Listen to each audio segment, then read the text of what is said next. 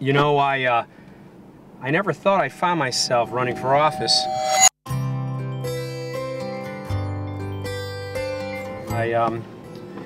If someone had told me that I was going to be embarking on this journey even 5 years ago, I would have laughed.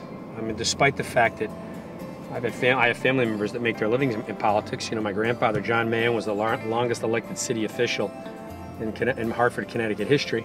My brother still makes his living in politics. But, you know, I'm one of those people who finally got fed up. And it was a decision that I certainly didn't take lightly. My life, I enjoy my life. I have a wonderful wife who's my best friend. I've got 2 great children. I have a business where I can do a large amount of my work out of my home. And as a result of that, you know, I can be here in the morning when my kids get up. I can eat breakfast with them. I can take them to school. I can pick them up from school. I can coach their sports teams. It's a great life, but you know, at some point you recognize that there's more to it than just this small town that you live in of less than 5,000 people, and that, you know, pretty soon, I mean, my oldest is only 11, but pretty soon they're going to be heading out into the world where, fortunately, you know, as a father, and my wife Phyllis as a mother, we just don't have that much control over them. We can't control that much. And you know, I think finally the final straw has been, about 18 months ago, we finally realized that we didn't like the direction of this country, and that the greatest American dream, one that's been a dream of generations of people before us and generations after us, is that we leave this country a better place for our kids and our grandkids, one with more opportunity than we ourselves have had. And obviously, from my family's perspective and from my perspective, I'm afraid that this is a dream that is in danger.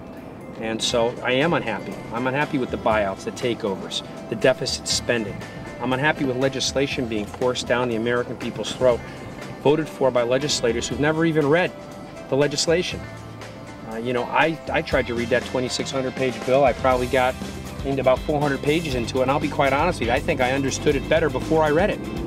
So this is wrong, and this is we need to make sure this election coming up this November is the single biggest election in a generation. And we're fortunate as Republicans that our view of where this country should go is in stark contrast to the Democrats. And that's good because it gives us an opportunity, but it also makes it all the more critical that the right people are elected come November. So we're going to work hard. The only thing we really have control over is how hard we work, and no one's going to work harder than we are. We are going to talk about the issues, and we're going to talk about where we think this country needs to go, and then we're going to let the voters decide. And again, I don't think that those people in the Democratic Party, those representatives, are bad people. I think that we all share one thing in common, and that's that we want to take this country to a better place. It's how we take the country to the better place is what we disagree on, and in my case, passionately disagree on.